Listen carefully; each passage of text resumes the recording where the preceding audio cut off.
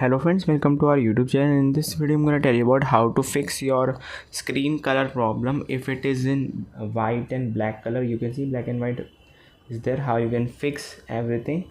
You can see friends, when you just open your YouTube app, you can see everything is in black and white, how you can fix.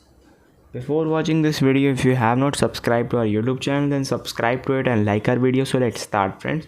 First you have to simply open your settings, click on home screen and style, or here it is display and brightness.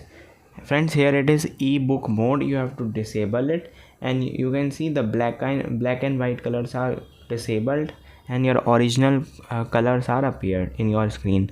I hope you like this video. If you like this video, then subscribe to our YouTube channel for more helpful tips and tricks videos. See you next time.